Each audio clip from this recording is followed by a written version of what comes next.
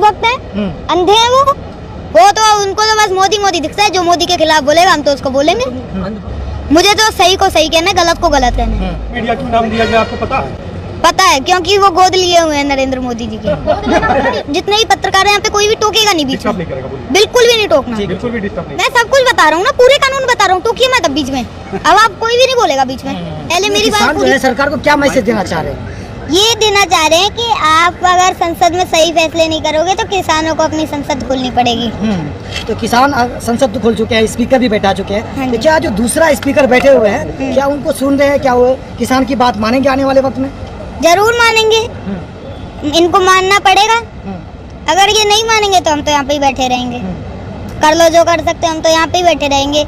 अगर ये कानून वापस नहीं करेंगे और एमएसपी की गारंटी नहीं देंगे तो हम यहाँ से नहीं हटने वाले। साफ साफ कह रहा हूँ मैं। क्यों पढ़ाई लिखाई नहीं करनी है, आंदोलन नहीं करना है? क्या ऑनलाइन क्लास चल रही है, कहीं भी बैठ जाओ, फोन लो, बुक्स पास रखते ही हैं, बुक्स को अपने साथ रखो, लगाया फोन, क्लास ली, बुक्स से जो भी पढ़ाई करनी है करी, जो कॉपी में लिखना है लिखा, बस अपना काम करो। आपने आपदा को अफसर बना दिया है। बिल्कुल कर दिया है। अगर इतना अच्छा है, अगर हम ऑनलाइन क्लास ले सकते हैं तो लेंगे। अच्छा, किसान बार बार ये कहते हैं कि अगर बिल वापसी नहीं तो घर वापसी नहीं, 24 तक बैठेंगे। हाँ। तो आपको नहीं लगता कि किसानों का बहुत ज्यादा नुकसान हो जाएगा 24 तक? कुछ नहीं होगा, किसान अपने हकों की सही को सही कहेगा, गलत को गलत कहेगा। ठीक है, अगर एक किसान जाएगा ना तो 4 आएंगे। अगर एक अपना खेत पे जाता है तो उसके उधर गांव से 4 आएंगे लोग। आप अभी से जुड़ चुके हैं, मतलब आप छोटे हैं, जैसे बचपन लोग बोलते हैं, लेकिन कुछ लोग कहते हैं कि जो यहाँ लोग बैठे हुए हैं, इन लोगों को जो कांग्रेस है और दूसरी पार्टी है वो फंडिंग कर रही है। तो इसमें आपका क्या सोचते हैं इस बात को लेकर? देखिए, फंडिंग देखिए कुछ नहीं है।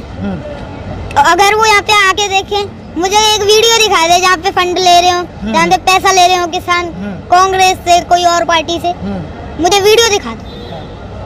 लेकिन जो भक्त लोग हैं वो आप पे तो आरोप लगाते हैं ना ये सब चीज का। हाँ जी, वो भक्त हैं, अंधभक्त हैं, अंधे हैं वो तो उनको तो बस मोदी मोदी दिखता है। जो मोदी के खिलाफ बोलेगा हम तो उसको बोलेंगे। अंधभक्त पता है किसको कहते हैं? पता है क्या होता है? ये जो अंधा हो जाता है, बस उसको तो जिसकी भक्ति कर रहा है वही दिखता है। किसी की भक्ति में अंधा हो जाए वो अंधभक्त है। हाँ। अच्छा, उत्तर प्रदेश चुनाव भी है, योगी जी कह रहे हैं कि अब तो उड़ जाओ, चुनाव आने वाले हैं। हम नहीं उड़ने वाले, तुम कुछ भी कर लो। तुमने इतनी कोशिशें कर ली इस आंदोलन को उजाड़ने के लिए, यहाँ से नहीं हटेगा किसान। अब तो कह रहे लखनऊ जाने के लिए जा रहे हो क्या? जाएंगे, वो राकेश टिकैत जी होके भी आ गए और वहाँ पर भी एक लगेगा हमारा, वहाँ पर भी आंदोलन स्थल होगा एक, वहाँ पर भी अच्छा रहेगा। उधर भी एक, जैसे ये गाजीपुर बॉर्डर है, वहाँ पर भी ऐसे एक या सारे बॉर्डर जैसे हैं वैसे लगाया जाएगा। अच्छा, राकेश टिकैत जी कहते हैं कि दवाई डोज देनी पड़ेगी। तो किस तरह का डोज देने वाले हैं उत्तर प्रदेश में? डोज तो देखिए, जो चुनावों में इनको पता लगेगा, जब चुनाव के रिजल्ट आएंगे ना तो सबको पता लग जाएगा कि हमारी क्या डोज थी।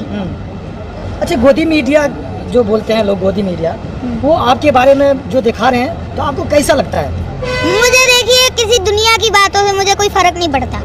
मुझे तो सही को सही कहना है, गलत को गलत कहना है। चाहे कोई भी कुछ भी कहे, मुझे कोई फर्क नहीं पड़ता। गोदी मीडिया क्यों नाम दिया गया आपको पता है? पता है, क्योंकि वो गोद लिए हुए हैं नरेंद्र मोदी जी के। जो गोद लेता है उसको वो ही सारा कुछ संभालता है। फिर ऐसा नहीं कहा जा सकता जैसे कि सारे किसानों को राकेश टिकैत जी ने गोद ले लिया है? देखिए, राकेश टिकैत जी भी एक किसान है और ये सारे किसान नेता हैं, जितने भी यहाँ पे किसान है ना, सारे किसान नेता हैं, इसलिए ऐसे ना कहा जाए। वो भी हमारे साथ है, वो भी अपने बस हकों की लड़ाई लड़ रहे हैं। बस वो है कि थोड़ा दौरे करते हैं, जगहों पे जाते हैं। और मैं अपने पिताश्री डॉक्टर नरेंद्र सिंह चौधरी के साथ 1 लाख किलोमीटर चला, हमने यात्रा करी, मैंने आपको इंटरव्यू में बताया हुआ है। और साथ जो जितने भी देख रहे हैं उनको पता भी है। अच्छा, यहाँ 90 साल के बूढ़े आ गए, 100 साल के भी हैं, जवान भी है, और आप छोटे हैं, तो क्या आपकी टुकड़ी भी आने वाली है या आप छोटे छोटे हैं? बिल्कुल, अब एक जो पीढ़ी आएगी उसको भी पता लग जाएगा कि क्या सही है क्या गलत है, और एक टीम होगी बच्चों की तैयार हो। अच्छा, एक मुझसे डिस्कस कर रहे थे कि वो 12 साल का जो 8 साल का बच्चा है, उनको एमएसपी और कानून के बारे में क्या पता, जो वहाँ जाके इंटरव्यू दे रहे हैं, बात कर रहे हैं? ठीक है, मुझे सब पता है, मैं अभी बताता हूँ आपको।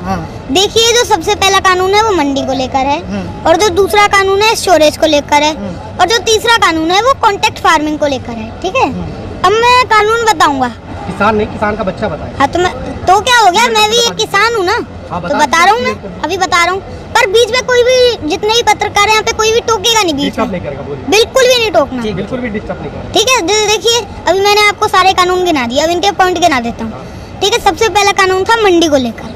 अब देखिए इन्होंने कहा है ऑल ओवर इंडिया में तुम अपनी फसल कहीं भी बेच सकते हो जहाँ पे अच्छी रेट मिले।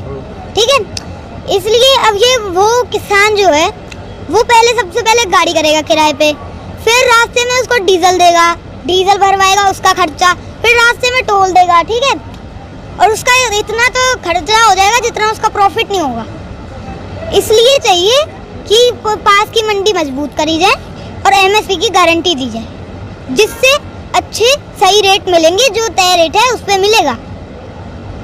और अगर देखिए जो वो बेचारा, उसको शहर का रास्ता अच्छे से पता नहीं होता, वो कहाँ घूमता फिरेगा कि कहाँ पे अच्छी रेट मिल रही है। अब सीधा सीधा कॉन्ट्रैक्ट फार्मिंग बताइए ना, कॉन्ट्रैक्ट फार्मिंग में क्या लो? मैं सब कुछ बता रहा हूँ ना, पूरे कानून बता रहा हूँ, टोकिए मत अब बीच में। अब आप कोई भी नहीं बोलेगा बीच में, पहले मेरी बात पूरी होगी। ठीक है, अब दूसरा कानून है स्टोरेज को लेकर। स्टोरेज देखिए, पहले एक लिमिट थी कि इतना आप स्टोर कर सकते हैं, अब वो लिमिट हटा दी गई है। अब कहते हैं कि आप जितना मर्जी चाहे स्टोर कर सकते हैं। ना आपके पास इतना पैसा है, ना मेरे पास है, ना आम आदमी के पास इतना पैसा है कि वो पूरा सारी फसल स्टोर कर ले। तो ये किसके पास है इतना पैसा? बड़े बड़े उद्योगपतियों के पास। वो जब सारे गोदामों में स्टोर कर लेंगे, वो जब चाहेंगे उसको खोलेंगे, जब चाहे बंद करेंगे, फिर भूख की बोली लगेगी। जैसे शैम्पू के पैकेटों में मिलता है ना, वो शैम्पू 1-1 रुपए का, 2-2 रुपए का, ऐसे बिकेगा। फिर आटा ऐसे बिकेगी चीजें किसान की उगाई हुई। अब देखिए, अब मैं कॉन्ट्रैक्ट फार्मिंग का बताता हूँ। अब जो कंपनी है और एक जैसे किसान है, इन दोनों के बीच में कॉन्ट्रैक्ट होगा एक, और उस जो कागज होगा उसमें लिखा होगा कि जो आपकी रेट की, जो फसल की आपकी रेट तय है उस पे आपको मिलेगा, आपकी फसल बेचेंगे उस पे मिलेगा आपको। ठीक है, अब जो किसान कॉन्ट्रैक्ट फार्मिंग नहीं करना चाहता, ठीक है, या तो फिर वो मंडी में भटकता रहेगा कि भाई मुझे कहीं रेट चाहिए मुझे अच्छी। ठीक है, तो उसको जबरदस्ती फिर कॉन्ट्रैक्ट फार्मिंग करनी पड़ेगी। अब जिसको नहीं चाहिए कॉन्ट्रैक्ट फार्मिंग, तो इसलिए जो एमएसपी की गारंटी है वो मिलनी चाहिए, जिससे अगर वो मंडी में बेचने जाएगा तो फिर उसको आसानी होगी, उसको भी पता लग जाएगा, वो भी सहमत रहेगा, वो भी खुश रहेगा कि मुझे मेरी फसल की रेट तय मिलेगी।